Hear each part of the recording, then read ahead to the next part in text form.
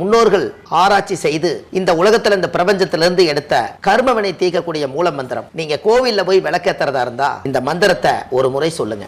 முற்பிறவில செய்த பாவங்கள் எப்பிறவிக்கும் தொடராமல் இருக்க இப்பிறவிலேயே என் தந்தை வழியில் வந்த கர்மாவனை, என் தாய் வழியில் வந்த கர்மாவனைகள், என் தாயுடைய கர்ப்பத்திலிருந்து நான் இந்த பூமிக்கு கொண்டு வந்த கர்மாவனைகளும் இன்றோடு நிவர்த்தியாகட்டுன்னு 5 தீபம் விளக்கேத்தி சாமிக்கு தேங்காய் வளம் பூ மாலை கல்கண்டு வாங்கி அர்ச்சனை பண்ணி உங்க ஜாதகத்தை கொண்டு போய் சாமி பாதத்துல வச்சு இன்னையோட எனக்கு எல்லாம் நல்லது நடக்கும்னு மனசார கும்பிட்டு வாங்க. வாழ்க்கையில அசுர வளர்ச்சிக்கு வந்து. அனைவருக்கும் வணக்கம். பாரம்பரிய திருவள்ளுவர் குல வம்சம் பிரசன்ன ஜோதிடர் சுபமாரிமுத்து திருப்பூர்லேருந்து இந்த பதிவு உங்களுக்காக. அதாவது ஆயிலை நட்சத்திரங்கம்மா. அதாவது ரொம்ப அற்புதமான ஒரு விஷயம். இந்த ஆயிலை நட்சத்திரத்தில் ஒருத்தர் பிறந்துட்டாங்கன்னா நல்லா பாருங்கள், ஆயில் ப்ளஸ் ஆயுள் நட்சத்திரம். இது நீங்கள் சொல்லும் போதே மைண்ட் எனக்கு எங்கே போகுதுன்னா ஆயில்ங்கிற இடத்துக்கு போகுது. அப்போது ஒரு ஜாதகத்தில் பார்த்தீங்கன்னா அங்கிருந்தே வருது பாருங்களேன். கேது திசை 7 வருஷம் அசுவனி நட்சத்திரம். அசுவனி, பரணி, கிருத்திகை, ரோகிணி, மிருகசிருச, திருவாதிரை, புனர்பூச, பூசம், ஆயிலியம். எத்தனாவது வருதுங்க? 9வது நட்சத்திரம். அப்போ 3 9 27. எப்படிங்க? 3 9 27. 3 9 27 தானுங்க. 27 நட்சத்திரத்தை 9 9 ஸ்டாப் பண்ணியிருக்காங்க. மேசத்துலேருந்து கடகத்துக்குள்ள ஆயிலித்தோட 9 நட்சத்திரம். ஆயிலி முடிஞ்ச மக நட்சத்திரத்துலேருந்து அந்த மகம், பூர, உத்தர, அஸ்தம், சித்திர, சுவாதி, விசாகா, அனுச, கேட்டை. இந்த கேட்டை வரைக்கும் 9 9 18 நட்சத்திரம். இந்த கேட்டை முடிஞ்சோடனே மூலம், பூராடம், உத்திராடம், திருவோணம், அவிட்ட, சதயம், பூரட்டாதி, உத்திரட்டாதி, ரேவதி 9 நட்சத்திரம். 3 9 27 வச்சுருக்காங்களா? அப்போ 9 நட்சத்திரங்கிறது உங்கள் வாழ்க்கையில் கரெக்டாக எங்கே கொண்டு போய் லாக் பண்ணியிருக்காங்கன்னா, இந்த 9 திசையை ஒரு மனிதர் கடந்துட்டு அவருக்கு ஆயில் வந்து கம்ப்ளீட்டாக முடிஞ்சிருமா. அதுக்கு தான் 9 திசைக்கு 120 வருஷம் ஆயிலுங்க என்ன. அதனால தான் கேது திசையில் ஆரம்பிக்குதுங்க அசுவனி.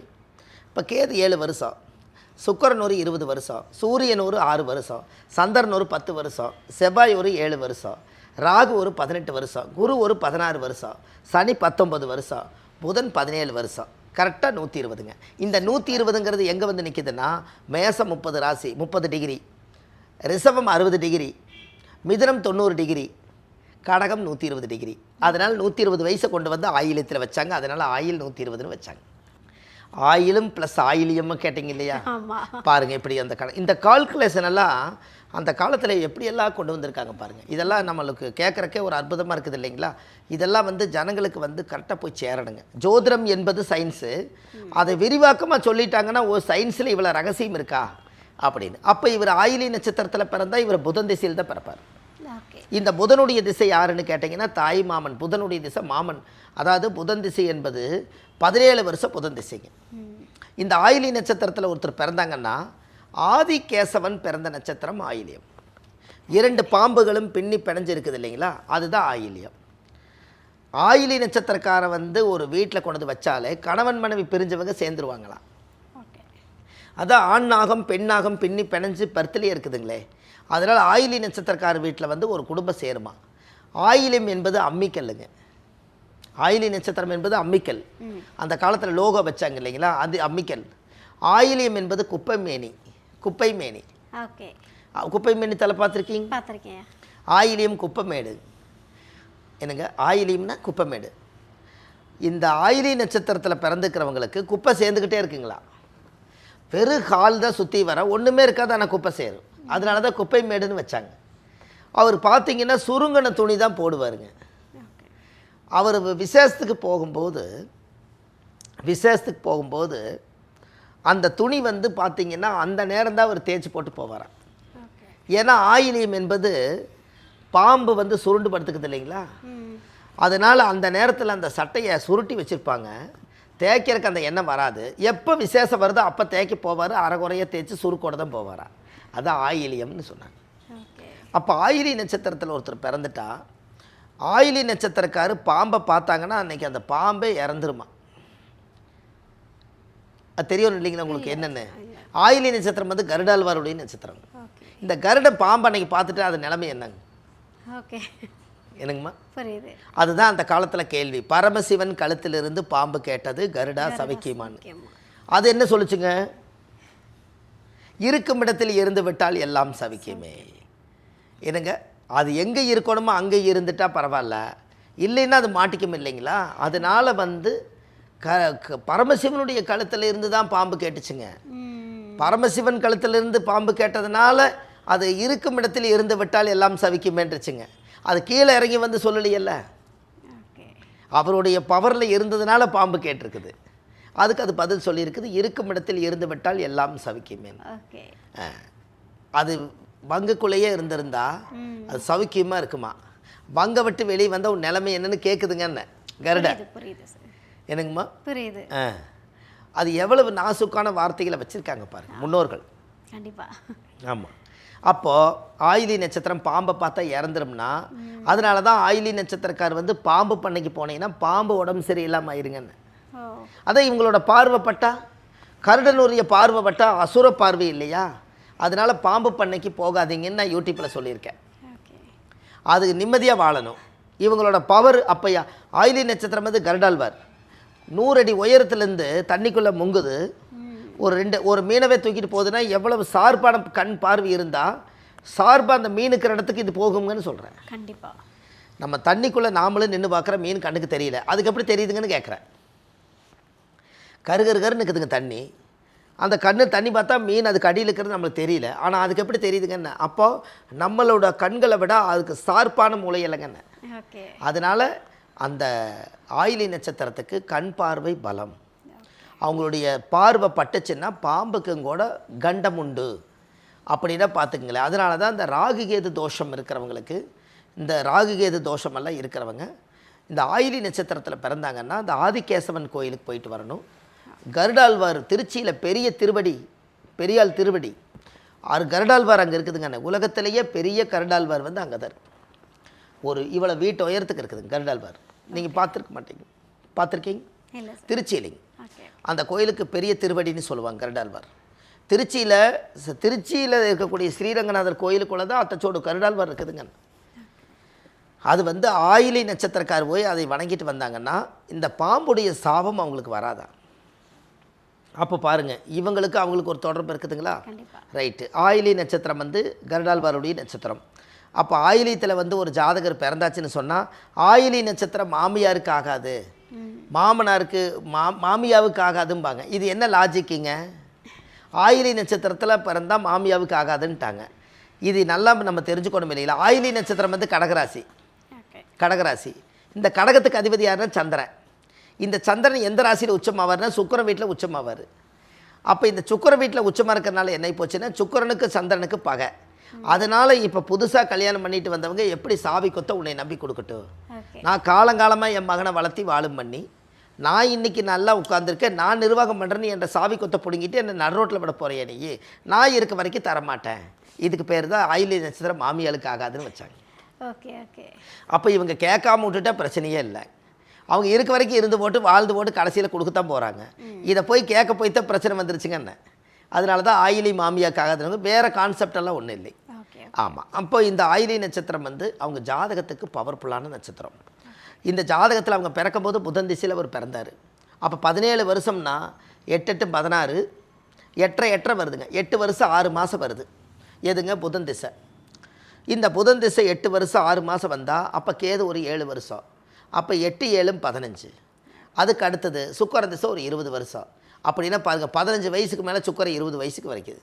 அப்போ சுக்கிர திசையில் தான் உங்களுக்கு கல்யாணம். ஆயிலி நட்சத்திரத்தை பிறந்துக்கிறவங்களுக்கு சுக்கிர திசையில் கல்யாணம்ங்க. இது எவ்வளோ ஈஸியாக இருக்குன்னு சொல்கிறக்கு. ஆயிலி நட்சத்திரத்தில் யாராவது பிறந்தால் எனக்கு எந்த திசையில் கல்யாணங்கன்னு கேட்டால் சுக்கிர திசையில் கல்யாணம்.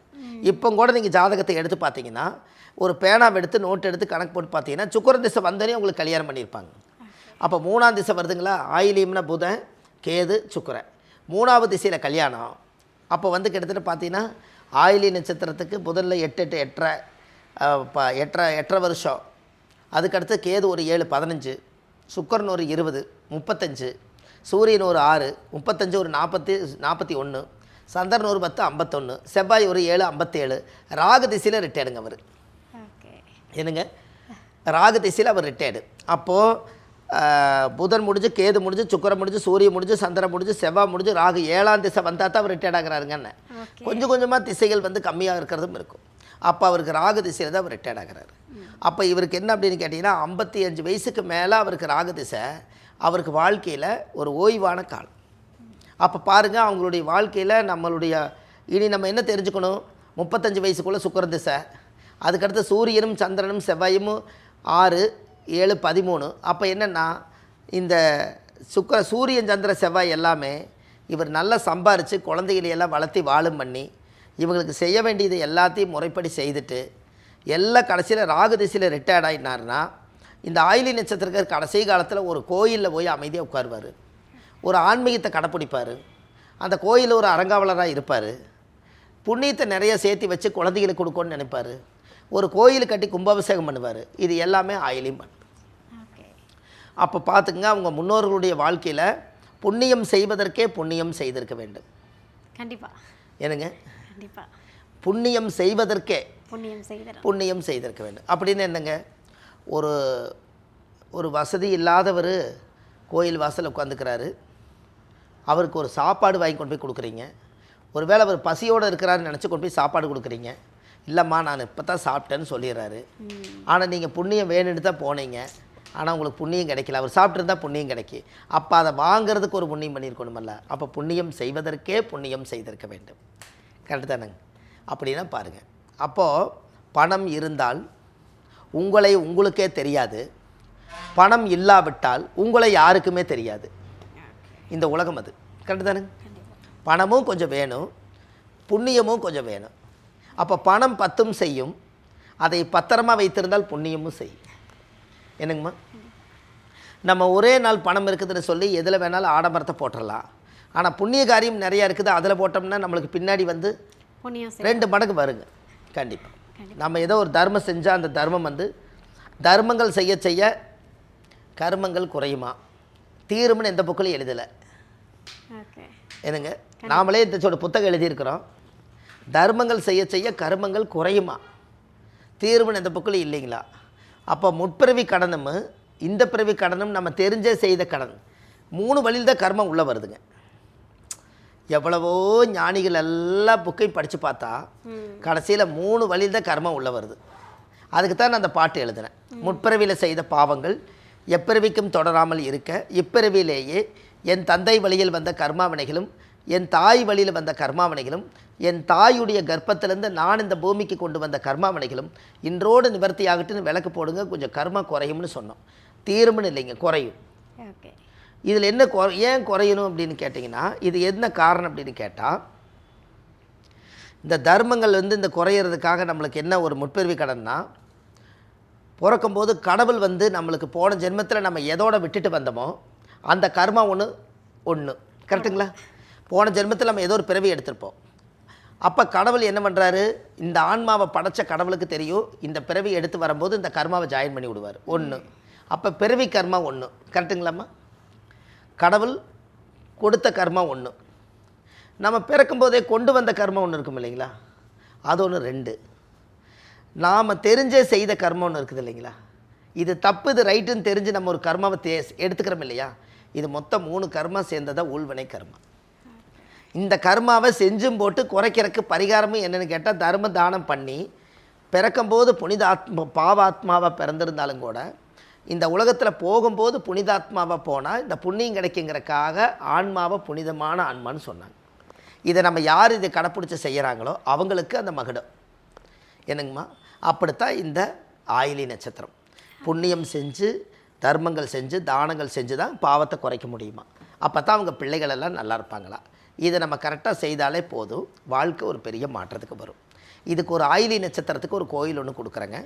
இந்த கோயிலுக்கு கண்டிப்பாக நீங்கள் அவங்க போய் சாமிக்கு தேங்காய் பழம் பூ மாலை கல்கண்டு வாங்கி அர்ச்சனை பண்ணி அந்த கோயிலை போய் சாமி கும்பிட்டு வந்தால் அவங்க வாழ்க்கை அசுர வளர்ச்சிக்கு வரும் என்று சொல்லி, பாரம்பரிய திருவள்ளுவர் குல வம்சம் பிரசன்ன ஜோதிடர் சுப மாரிமுத்து வாழ்வது ஒரு முறை வாழ்த்தட்டும் தலைமுறை. நன்றி, வணக்கம். ஐயா, இப்போது ஆயில்யம் பற்றி பேசிகிட்டு இருந்தோம். எதிர்காலத்தெல்லாம் வந்து அப்படியே துல்லியமாக சொல்லிட்டீங்க. சரிங்க. இல்லையே எங்களுக்கு பிரச்சனை இன்னும் இருந்துகிட்டு இருக்கேன், பிரச்சனையெல்லாம் இருக்க தான் செய்யும், கோவிலுக்கு போயிட்டு வாங்க எல்லாமே மாறிடும். சரி, அப்போ இந்த ஆயில்ய நட்சத்திரம் எந்த கோவிலை போய் வழிபட்டுட்டு வரணும்? கண்டிப்பாங்க. அதாவது ஆயிலி நட்சத்திரத்தில் ஒருவர் பிறந்தால் கடகராசியில் தான் பிறந்திருப்பார். அப்போது திருத்தேவன்குடி, தஞ்சாவூர் கும்பகோணம் பக்கத்தில் திருத்தேவன்குடிங்கிற ஒரு ஊரில் கற்கடகேஸ்வரர் நண்டு பூஜித்த கோயில். இந்த நண்டு பூஜித்த கோயிலில் ஒரு பெரிய அதிசயம் என்ன அப்படின்னு கேட்டிங்கன்னா, அந்த கோவிலுக்குள்ள சாமியோட கருவறைக்குள்ள ஒரு சின்னதாக இவ்வளோ பெரிய ஓட்டை இருக்குது. இந்த சாமியோட சிவன் மேலேயே ஒரு ஓட்டை இருக்குது. இந்த ஓட்டையில் ஒரு சாமி அன்னைக்கு பூஜை பண்ணார். 25 முழம் மல்லிப்பூவை உள்ளே விடுறாரு, போயிட்டே இருக்குது. அதுக்கப்புறம் 25 முழம் மல்லிப்பும் போயிருச்சு. இன்னும் 25 முழம் கொண்டு வந்தாலும் அது எங்கே போகுன்னே தெரியல. அப்பேற்பட்ட கருவறை கோயில் தான் கற்கடகேஸ்வரர். திருத்தேவன்குடி, கும்பகோணம் பக்கத்தில் இருக்குது. இது கூகுளில் கரெக்டாக சர்ச் பண்ணுங்கள். நண்டு பூஜித்து, நண்டே சாமி கும்பிட்டு பூஜித்து அந்த கோயிலை கொண்டு போய் வச்சது. அதனால் உங்களுடைய தாயுடைய கர்ப்பத்தில் இருந்து தொப்புள் கொடி அறுக்கும் நேரம், நீங்கள் பிறக்கும்போது ஆயிலி நட்சத்திரத்தில் பிறந்தீங்க. வாழ்க்கையில் ஒரு முறை அந்த புண்ணிய வாசலில் கால் வைங்க, உங்களுக்கு புண்ணியம் கிடைக்கும். உங்கள் வாழ்க்கையில் அசுர வளர்ச்சி ஏற்படும், நல்லதே நடக்கும். சூப்பர்.